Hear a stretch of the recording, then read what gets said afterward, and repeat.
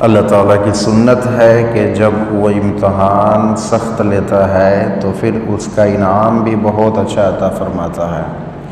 جیسا جس لیول کا امتحان ہوگا اس میں کامیابی کے بعد نمبر بھی اتنے ہی اچھے ملتے ہیں۔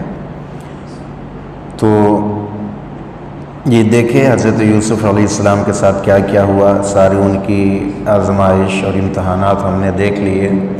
اب اللہ تعالیٰ ان کو ریوارڈ کیسے دے رہا ہے یہ دیکھا جا رہا ہے۔ اور یاد رکھیں کہ جس کے اوپر مصائب جتنے زیادہ آتے ہیں وہ اللہ تعالیٰ سے اتنا ہی قریب ہوتا ہے اور اللہ تعالیٰ کا اتنا ہی محبوب ہوتا ہے۔ یا تو اس طرح بھی آپ کہہ سکتے ہیں کہ جو اللہ کا جتنا محبوب ہوتا ہے اللہ تعالیٰ اتنی ہی آزمائش اور مصیبتوں میں مبتلا کر کے آزماتا ہے۔ تو یہ دنیاوی مصیبتیں پریشانیاں اس کی کوئی حیثیت نہیں ہے بشرطے کہ یہ مصیبتیں ہمیں اللہ سے دور نہ کر دیں۔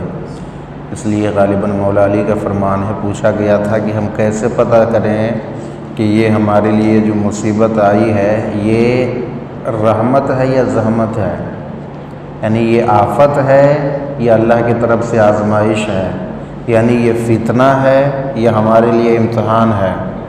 تو سیدنا علی نے فرمایا جس مصیبت کی وجہ سے تم اللہ سے دور ہو جاؤ تو یہ تمہارے لیے فتنہ ہے۔ مصیبت آئے اور اللہ سے غافل ہو گئے، اللہ سے بدظن ہو گئے، اللہ سے نا امید ہونے لگ گئے تو یہ اللہ کی طرف سے بدترین فتنہ ہے، مصیبت ہے یہ۔ لیکن جس مصیبت کی وجہ سے، جس پریشانی کی وجہ سے آدمی اللہ کے قریب ہو جائے یہ آزمائش ہے، یہ اللہ کی طرف سے امتحان ہے، اس پر بڑا انعام ملنا ہے۔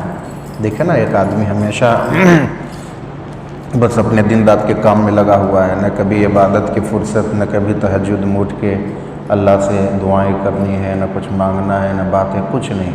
لیکن اچانک اس کے اوپر اب ایک بہ ایک مصیبت آنے لگتی ہے، بزنس میں بھی لاس ہو گیا، گھر والے بھی سب بیمار پڑ رہے ہیں، کہیں سفر میں جا رہا ہوں کامیابی نہیں مل رہی ہے، جہاں بھی ہاتھ لگا رہا ہوں اگر سونا کو چھو دوں تو وہ مٹی ہو جا رہا ہے، حالات ٹھیک نہیں چل رہے ہیں۔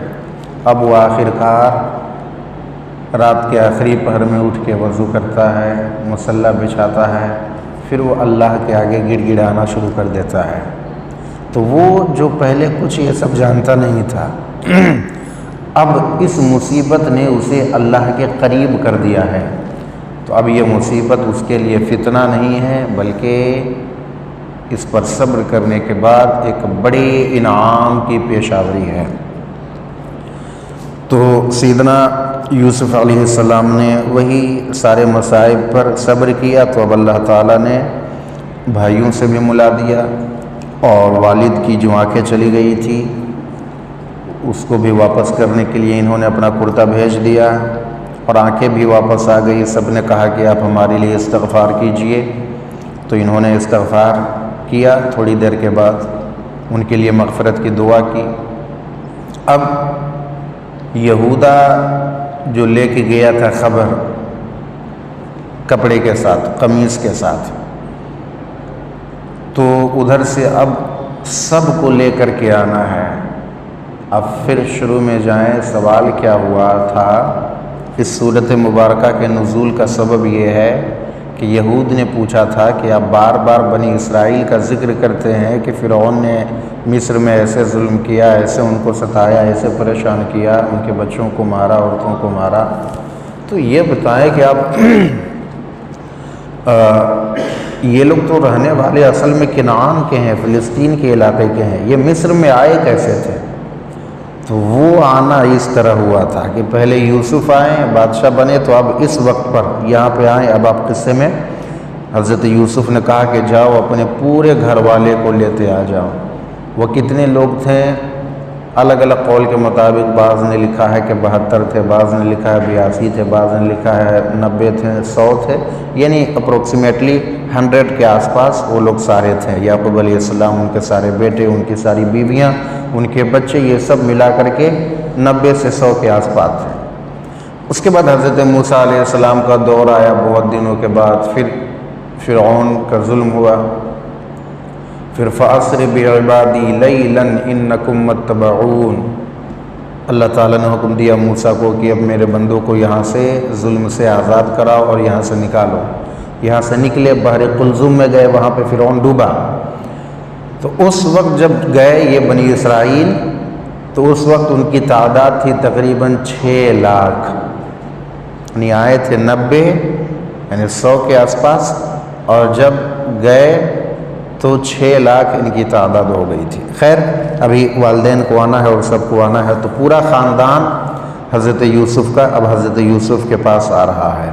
فلما دخلوا علی یوسف، تو جب داخل ہوئے یوسف کے پاس، آوا الیہ ابویہ، یوسف نے اپنے قریب جگہ دی اپنے والدین کو، وقال ادخلوا مصر انشاء اللہ آمنین، اور کہا کہ مصر میں انشاءاللہ امن کے ساتھ داخل ہو جائیے۔ یعنی شہر کے باہر سیدنا یوسف علیہ السلام شاندار استقبال کے لیے ان کے لیے کھڑے تھے، اور پورا شاہانہ انداز میں خود بادشاہ مصر، سارے وزیر، سارے مشیر، سب حضرت یعقوب کے استقبال کے لیے کھڑے ہیں۔ تو اور پھر ان کو لے کر کے جب ملے، ملاقات کیے، تو آج 40 سال کے بعد یعقوب اپنے بیٹے سے مل رہے ہیں، خوب بغلگیر ہوئے ہوں گے، خوب رویا دھویا ہوگا، محبت کا اظہار کیا ہوگا۔ پھر آئے محل میں، تو خاص کرسی پر بیٹھایا سیدنا یوسف نے یعقوب علیہ السلام کو، اور اپنی جو خالہ تھی، چونکہ اپنی والدہ تو تھی نہیں، والدہ کے بعد انہی کی بہن سے سیدنا یعقوب نے پھر شادی کی تھی، تو یہ خالہ تھی جو اس وقت تھی۔ تو ماں باپ دونوں کو بیٹھایا اور کہا ادخلوا المصر انشاءاللہ آمنین، امن کے ساتھ مصر میں داخل ہو جائیے، ہر طرح کا امن۔ اب یعنی یوسف کو بچھڑنے کا بھی خوف نہیں ہے، اس سے بھی امن، کوئی غربت اور فرقت کا بھی خوف نہیں ہے، اس سے بھی امن، کوئی فقر و فاقہ کا بھی خوف نہیں ہے، اس سے بھی امن، کوئی مصیبت، بھائیوں کے دھوکے کا بھی خوف نہیں، ہر طرح کے مصیبتوں سے امان پا کر کے آپ مصر میں داخل ہو جائیے۔ یہ جملہ آپ جائیں گے تو آپ کو قاہرہ ایئرپورٹ پہ شروع میں ہی آپ کو لکھا ملے گا ادخلوا المصر انشاءاللہ آمنین، کہ مصر میں انٹر کر جاؤ امن کے ساتھ۔ تو مصر والوں نے اپنے لیے یہ سعادت بنا رکھی ہے کہ اللہ تعالیٰ نے ان کے بارے میں یہ آیت نازل کی ہے۔ تو آج تک اب اور ہے بھی مصر میں بہت حد تک، مڈل ایسٹ کو آپ دیکھیں عام طور پہ تو چلتا رہتا ہے، لیکن مصر بہت حد تک محفوظ رہتا ہے، کیونکہ اللہ تعالیٰ نے اس کو دارالامن قرار دیا تھا۔ وَرَفَعَ أَبَوَيْهِ عَلَى الْعَرْشِ وَخَرُّوا لَهُ سُجَّدًا، اپنے والدین کے لیے عرش کو اونچا کیا، تخت جو بادشاہی تخت تھا ان کے لیے بنوایا تھا، اس پر بیٹھایا، وہ لوگ بیٹھے اور سارے بھائی بھی آئے۔ اب یوسف اس شان سے ہیں کہ مصر کے سب کچھ ہیں، اور ان کو پورا گھر پریوار کنبہ مل گیا ہے، بھائی بھی سارے موجود ہیں، اور بھائیوں کے نظر میں جو پہلے یوسف کا مقام تھا اب وہ نہیں ہے، اب یوسف کا مقام بھائیوں کے نظر میں بھی بڑھ گیا ہے، حسد نہیں ہے اب بھائیوں کے دل میں یوسف کے بارے میں، یوسف سے محبت ہے، یوسف سے امید ہے، یوسف نے جو احسان کیا ہے اس کی خوشی ہے۔ تو جب تخت پر بیٹھے وَخَرُّوا لَهُ سُجَّدًا، سب ان کے سجدے کے لیے جھک گئے، سب نے یعنی سارے بھائیوں نے، اور خود والدین نے بھی، یعقوب علیہ السلام نے اور والدہ نے، دونوں نے حضرت یوسف کو سجدہ کیا۔ ان کو دیکھا دیکھی کہ جب بڑا ہی جھک گیا تو باقی یہ 11 بھائی یہ سب سجدے میں چلے گئے۔ وہ سجدہ کیسا تھا؟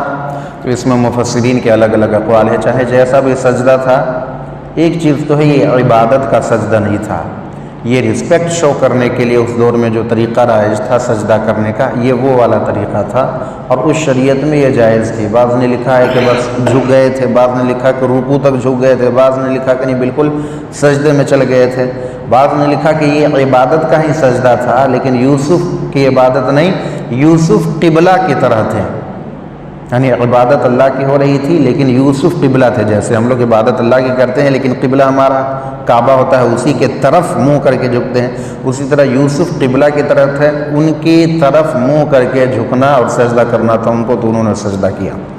تو خیر یہ تعظیمی سجدہ تھا جو اس شریعت میں جائز تھی۔ ہماری شریعت میں کسی کے آگے بھی سجدہ کرنا، جھکنا، پیر، پیغمبر، کے آگے بھی، ولی کے آگے، بزرگوں کے آگے، مشائخ کے آگے، کسی بڑے کے آگے، بادشاہ کے آگے جھکنا، سجدہ کرنا بالکل حرام ہے، 100% حرام ہے، اس میں کوئی کلام نہیں کسی طرح کا۔ یہاں تک کہ دین اسلام میں ہے کہ حضور ایک بار آئے مسجد میں تو سب لوگ کھڑے ہو گئے، کہا یہ کیا تم نے اجمیوں کی طرح طریقہ بنا لیا ہوا ہے کہ جب ان کا بڑا آتا ہے تو سب کھڑے ہو جاتے ہیں ہر کام چھوڑ کر کے؟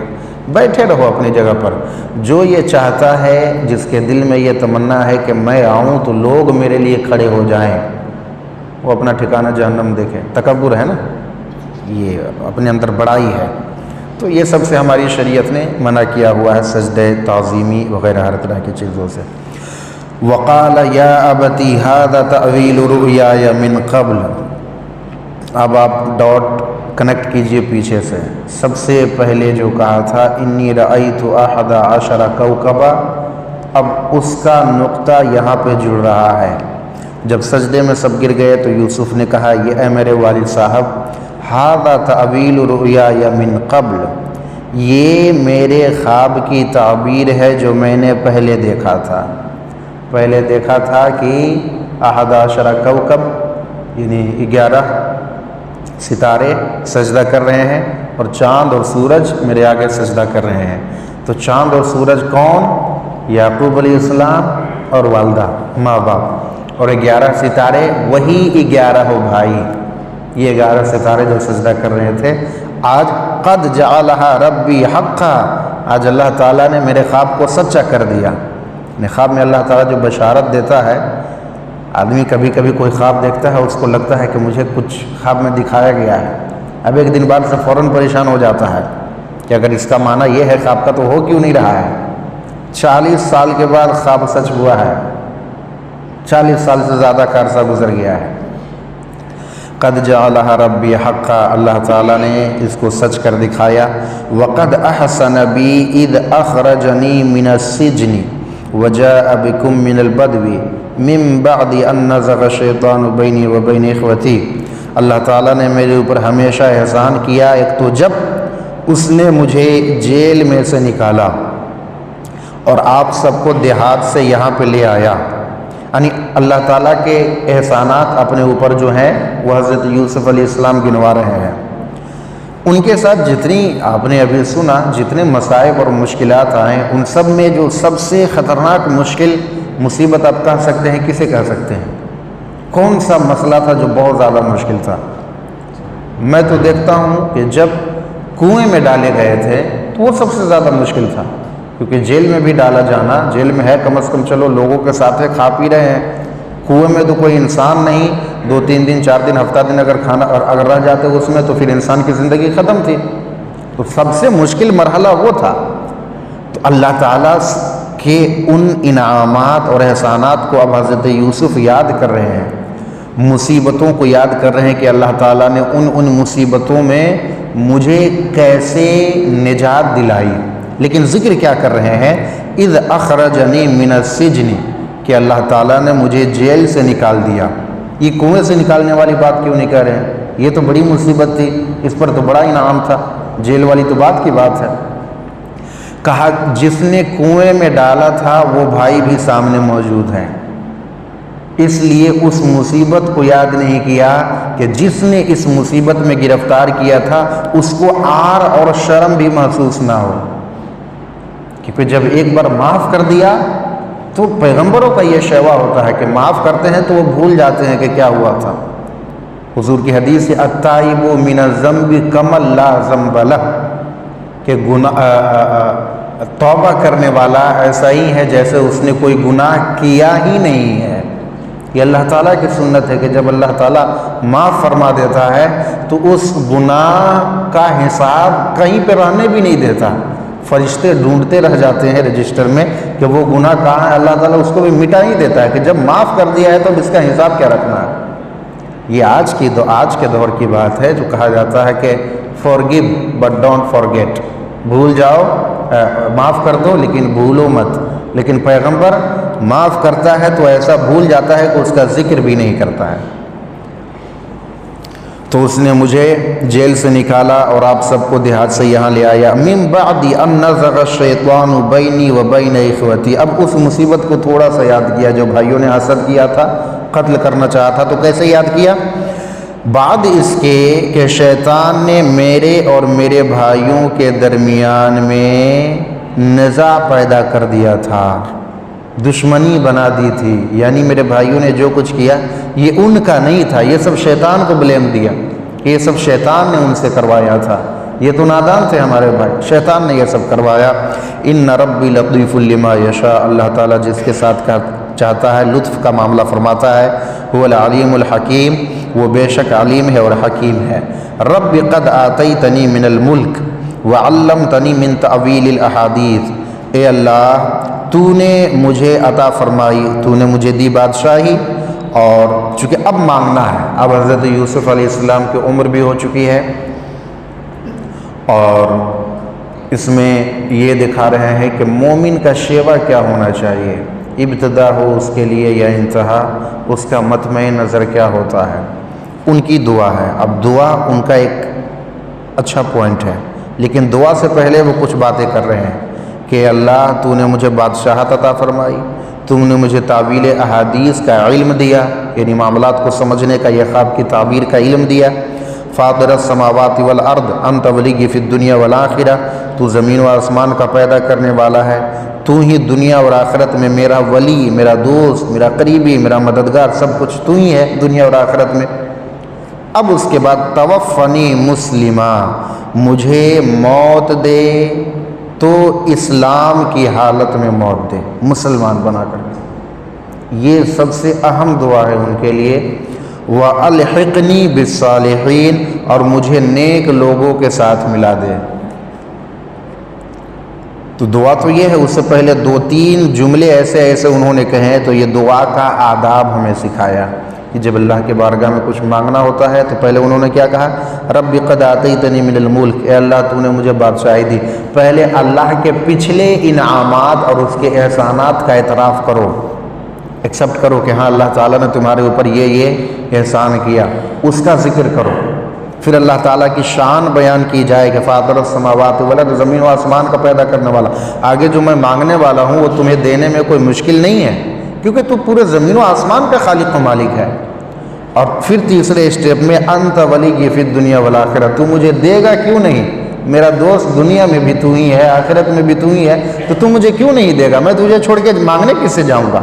میرا رب تو, تیرے تو بندے لاکھوں کروڑوں ہیں, میرا رب تو ایک تو ہی ہے, میں تجھے چھوڑ کے کس کے پاس جاؤں گا. اب یہ بالکل سورہ فاتحہ کی طرح ہے کہ سورہ فاتحہ میں اصل کیا ہے, اہدنا الصراط المستقیم, ہمیں سیدھا راستہ چلا. لیکن بات یہاں سے شروع نہیں ہوتی ہے. پہلے الحمدللہ رب العالمین, اللہ تعالیٰ کی تعریف, اور پھر اس کے رحم الرحمن الرحیم, پھر اس کی طاقت کہ مالک یوم الدین, میدان محشر کا بھی مالک ہے.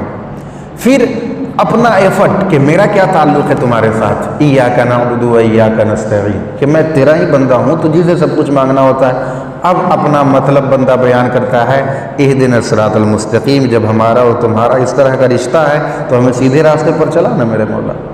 جیسے جو اچھا بھکاری ہوتا ہے, مانگنے والا فقیر, وہ کیا کرے گا, سیٹھ جی کے دروازے پر جائے گا تو گنوائے گا کہ ہم ہر سال آپ کے یہاں آتے ہیں, آپ لوگ ہمیشہ ہمیں دیا کرتے ہیں, اللہ نے آپ کو بہت دیا ہے, نوازا ہے, ہم کو 20 روپیہ دے دیجیے گا تو آپ کو کیا گھٹ جائے گا. اس کے بعد اپنا مدعا رکھتا ہے وہ. تو یہ مانگنے کا طریقہ حضرت یوسف نے سکھایا کہ پہلے اللہ تعالیٰ کی تعریف, اللہ کی حمد, پھر اللہ کے احسانات کا ذکر اور اعتراف, اور پھر اللہ تعالیٰ کی قدرت کا اظہار, اللہ تعالیٰ کی طاقت کا, اللہ تعالیٰ کی کیپیسٹی کا اظہار. اس کے بعد کیا مانگنا ہے, ایسی چیز مانگنی ہے کہ جس سے ہماری آخرت سنبھلے, دنیا چاہے جیسے بھی کٹ جائے. توفنی مسلمہ, مولا تو نے مجھے سب کچھ دے دیا, لیکن اب جو سب سے بڑی چیز ہے کہ ایمان اور اسلام پر خاتمہ ہو, یہ مجھے چاہیے. والحقنی بالصالحین, اور مجھے نیک لوگوں کے ساتھ ملا دیں, یعنی نیک لوگ, بزرگوں, اولیاء کرام جو اللہ کے محبوب بندے ہیں, ان کے ساتھ مجھے ملا دے. کچھ تو ہے نا بزرگوں میں, کچھ تو اللہ تعالیٰ نے رکھا ہوا ہے کہ حضرت یوسف خود دعا کر رہے ہیں کہ مجھے نیک لوگوں کے ساتھ ملا دے, اور اللہ تعالیٰ خود حکم بھی دے رہا ہے یا ایھاالذین آمنوا اتقوا اللہ وکونوا مع الصادقین، تقوی اختیار کر کے نیک لوگوں کے ساتھ ہو جاؤ۔ اگر آدمی دفن کیا جاتا ہے قبرستان میں اور قبرستان میں کوئی ایک اللہ کا محبوب بندہ ہو جسے اللہ تعالیٰ محبت فرماتا ہے یا کوئی ولی ہو، تو اللہ تعالیٰ صرف اس کے وجہ سے اس کے اغل بغل میں جتنے بھی گناہ گار دفن ہوئے رہتے ہیں اللہ تعالیٰ ان سب کو معاف کر دیا کرتا ہے، بخش دیا کرتا ہے۔ تو وہی حضرت یوسف نے کہا کہ مجھے بھی نیک لوگوں کے آس پاس پہنچا دے، انہی کے اغل بغل رکھنا۔ ذالک من انباء الغیب نوحیہ الیک، یہ غیب کی خبریں ہیں جو ہم آپ کو بتا رہے ہیں۔ اچھا، اللہ تعالیٰ تو کہہ رہا ہے کہ یہ غیب کی باتیں ہیں جو ہم آپ کو بتا رہے ہیں، تو حضور کے پاس یہ باتیں پہنچی تو یہ غیب ہی ہے نا کہ کچھ اور بن گئی؟ جب اللہ کہہ رہا ہے کہ یہ غیب کی بات ہے جو ہم آپ کو بتا رہے ہیں، اب حضور کے پاس یہ بات پہنچی تو اب یہ غیب رہی کہ نہیں رہی؟ بالکل ہمارے لیے غیب ہی ہے۔ تو جب اللہ خود کہہ رہا ہے کہ یہ ساری باتیں غیب کی ہے، پھر یہ دعویٰ کرنا کہ حضور کو علم غیب بالکل نہیں تھا، پلے درجے کی جہالت اور حماقت ہے۔ وما كنت لديهم اذا جمعوا امرهم، اور آپ وہاں پہ موجود نہیں تھے جب وہ جمع ہو چکے تھے اپنے معاملے میں، یعنی وہ سب متفق ہو چکے تھے وہ جرم کرنے کے لیے، وہم یمکرون، اور وہ مکاری کرنا چاہ رہے تھے، یعنی یوسف علیہ السلام کے خلاف جب سارے بھائی جمع ہو گئے تھے اس وقت آپ نہیں تھے، لیکن پھر بھی آپ پوائنٹ ٹو پوائنٹ ایک دم اے سے زیڈ تک وہ واقعہ تفصیل سے سب کچھ صحیح بتا رہے ہیں۔ اس کا کیا مطلب ہے؟ نہ آپ کسی استاذ کے پاس گئے ہیں، نہ آپ کسی مدرسے میں گئے ہیں، نہ کسی یہودی ربائی کے پاس بیٹھے ہیں، نہ کسی مکتب میں، نہ آپ نے کبھی کتاب پڑھی ہے، نہ آپ نے کبھی قلم اٹھایا ہے، پھر اچانک اتنا بہترین کلام اور ہسٹری کی اتنی بڑی بات اتنی ڈیٹیل میں آپ بیان کر رہے ہیں۔ ان سب کو ماننا نہ چاہیے کہ اگر یہ اپنے طرف سے بولتے تو پڑھے لکھے اپنے پہلے کے دور میں تو حضور تھے نہیں کسی انسان کے پاس، میں نے یعنی ہم نے، اللہ تعالیٰ نے آپ کو ڈائریکٹ پڑھایا ہوا ہے بغیر انسان کے بیچ میں، تو اب جو آپ بول رہے ہیں ان کو ماننا پڑے گا کہ یہ آپ اللہ تعالیٰ کی طرف سے یہ قرآن ان کے سامنے پیش کر رہے ہیں۔ یہ وہ باتیں ہیں جو ہم آپ کو بتاتے ہیں حالانکہ آپ کہیں پہ موجود نہیں تھے۔ دوسری تیسری سورہ یاسین میں بھی ہے کہ کئی جگہ پر ہے وَمَا عَلَّمْنَاهُ الشِّعْرَ، ہم نے آپ کو شعر نہیں سکھایا ہے، تو مطلب آپ جو بول رہے ہیں وہ شعر نہیں ہے۔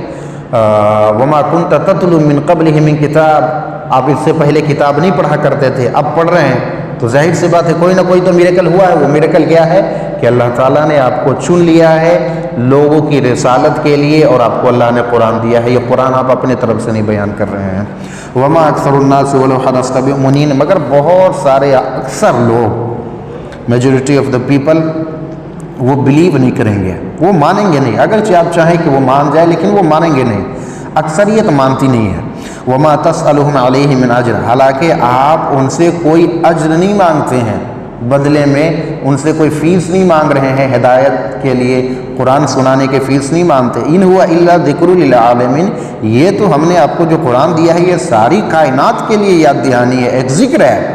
وَكَأَيٍّ مِّنْ آيَةٍ فِي السَّمَاوَاتِ وَالْأَرْضِ، اور یہ قرآن کے ذریعے ہی ذکر کیا ہو ان کو، وہ جتنی چیزوں پر گزرتے ہیں زمین و آسمان میں دیکھیں، وَهُمْ عَنْهَا مُعْرِضُونَ، اس سے وہ غافل رہتے ہیں، وہاں بھی اللہ تعالیٰ کی نشانیاں ہیں۔ سر اٹھائے آسمان دیکھے تو اتنے تارے ستارے بغیر ستون کے، تھوڑی سی مسجد آپ نے یہ چھت کھڑا کی ہوئی ہے، کتنی ستونیں لگے ہوئے ہیں اگل بغل، تب جا کر کے یہ کھڑا ہوا ہے۔ اتنا بڑا آسمان اللہ تعالیٰ نے بغیر کسی ستون کے کھڑا کیا ہوا ہے، یہ سب اللہ کی نشانی نہیں ہے کہ کوئی نہ کوئی تو ہے جو نظام ہستی چلا رہا ہے، وہی خدا ہے، جس دن کو رات اور رات کو دن بنا رہا ہے وہی خدا ہے۔ تو کائنات میں ہر طرف موجود ہے اللہ تعالیٰ کی نشانیاں۔ وَمَا يُؤْمِنُ أَكْثَرُهُم بِاللَّهِ إِلَّا وَهُم مُشْرِكُونَ، بہت سارے لوگ ایمان نہیں لاتے ہیں مگر وہ شرک کرتے ہیں۔ فَآمِنُوا أَن تَأْتِيَهُمْ غَاشِيَةٌ مِّنْ عَذَابِ اللَّهِ، کیا وہ لوگ بے خوف ہو گئے ہیں کہ ان پر اللہ کا عذاب اچانک آ جائے؟ أَوْ تَأْتِيَهُمُ السَّاعَةُ بَغْتَةً، یا اچانک قیامت ہی آ جائے، وَهُمْ لَا يَشْعُرُونَ، اور انہیں پتہ بھی نہ چلے اور ان کو توبہ کرنے کا بھی موقع نہ ملے۔ قُلْ هَٰذِهِ سَبِيلِي أَدْعُو إِلَى اللَّهِ، آپ کہہ دیجئے کہ یہ میرا راستہ ہے، میں اسی کی طرف تمہیں دعوت دیتا ہوں، بلاتا ہوں، عَلَىٰ بَصِيرَةٍ، وحی کے ہدایت کے ساتھ، وَمَنِ اتَّبَعَنِي، میں اور جو میری اتباع کرتے ہیں وہ بھی اسی کی طرف لوگوں کو بلاتے ہیں۔ وَسُبْحَانَ اللَّهِ وَمَا أَنَا مِنَ الْمُشْرِكِينَ، اللہ تعالیٰ پاک ہے اور میں مشرکوں میں سے نہیں ہوں۔ تو یہ سیدنا یوسف علیہ السلام کا وہ قصہ جسے اللہ تعالیٰ نے احسن القصص قرار دیا تھا۔ الحمدللہ اللہ کے فضل سے کئی سال سے میری تمنا تھی، درس قرآن تو ہمیشہ دیتا ہوں میں، لیکن کئی سال سے میری تمنا تھی کہ کبھی میں مکمل سورہ یوسف کو ایک بار ریکارڈ کروا لوں تاکہ لائف ٹائم کے لیے، ہمیشہ کے لیے، اگلے لوگوں کے لیے فائدہ حاصل کرنے کے لیے ہو جائے۔ اللہ تعالیٰ نے آپ سب کی موجودگی میں آپ کے ذریعے میری یہ خواہش پوری کی۔ اللہ رب العزت آپ سب کو بھی جزائے خیر عطا